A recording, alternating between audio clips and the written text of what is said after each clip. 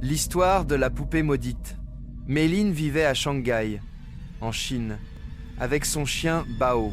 À l'origine, elle venait d'un petit village. Mais après la mort de son père, elle avait dû déménager pour subvenir aux besoins de sa mère et de sa sœur. Elle travaillait dans une boutique de jouets. Méline avait une personnalité douce et elle adorait particulièrement les poupées. Grâce à son travail, elle pouvait en acheter à prix réduit. Chez elle, elle possédait une collection unique de poupées venues du monde entier. Un jour, la boutique reçut une série limitée de poupées Laboubou. Toutes furent vendues très vite, mais Méline en avait réservé une pour elle. Celle-ci était dorée, une couleur différente des autres modèles. La poupée était magnifique, avec de grands yeux bleus, une douce fourrure dorée, de longues oreilles et un large sourire dévoilant ses dents. Méline était enchantée et la serra dans ses bras, prit de nombreuses photos et la présenta à Bao. Mais au lieu d'être joyeux comme d'habitude, le chien se mit à aboyer et à grogner violemment devant la poupée. Troublée, Méline pensa qu'il avait simplement peur. Elle posa la poupée sur l'étagère et alla dormir. Pourtant, Bao, qui dormait toujours près d'elle, quitta la chambre et refusa d'y revenir. Le lendemain matin, avant de partir travailler, Bao aboyait encore devant la poupée. Quand Méline tenta de sortir, il tira sur son pantalon pour l'empêcher de quitter la maison. Agacée, elle l'enferma dans la salle de bain et partit. Cette journée fut la pire de sa vie. Elle, d'ordinaire douce, se mit à crier sur ses clients et son patron la renvoya sur le champ. Incapable de comprendre cette colère soudaine, elle rentra en larmes chez elle. Bao courut vers elle, larmes aux yeux lui aussi. La nuit suivante, alors qu'elle dormait, Méline entendit un rire étrange.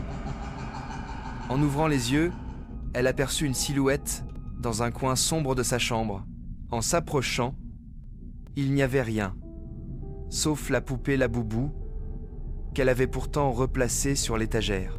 Cette nuit-là, elle fit un cauchemar terrifiant. Dans son rêve, une créature monstrueuse, à la peau rouge en décomposition, aux griffes longues et acérées, et aux dents démesurées, s'approcha pour l'étrangler.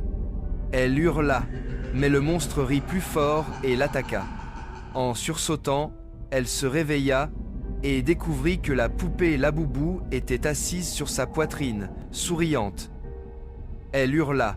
Bao accourut et, sans hésiter, arracha la poupée avec ses crocs et la déchiqueta en morceaux. Méline, en sueur et souffrant de terribles maux de tête, jeta les restes dans la poubelle et alla se recoucher. Mais au matin, ses bras étaient couverts de petits boutons rouges, comme des morsures. Bao, lui, avait disparu. Après de longues recherches, elle finit par entrer dans la salle de bain et vit dans le miroir une créature derrière elle, celle de son cauchemar. Quand elle se retourna, il n'y avait rien, sauf la poupée Labubu, intacte, posée sur l'étagère. Paniquée, Méline sortit de chez elle en appelant Bao. Mais en revenant, l'horreur fut totale. La poupée se trouvait dans la cuisine, les dents tachées de rouge. Sous l'évier, le corps sans vie de Bao gisait, horriblement mutilé. Affolée, Méline chercha sur Internet. Elle découvrit que partout dans le monde, des poupées Laboubou semblaient hantées. Des gens mordus, des malheurs, des maladies, la mort de proches.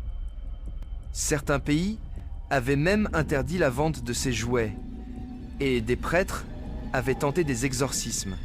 Terrifiée, Méline brûla sa poupée et jeta les cendres dans la rivière. Le soir, elle raconta tout à sa petite sœur par téléphone. Elle pensait enfin être libérée. Mais le lendemain matin, on retrouva son corps sans vie chez elle. Et près d'elle, la poupée Laboubou intacte. Certains affirment aujourd'hui encore que Laboubou n'est pas une simple poupée, mais la réincarnation d'un démon ancien,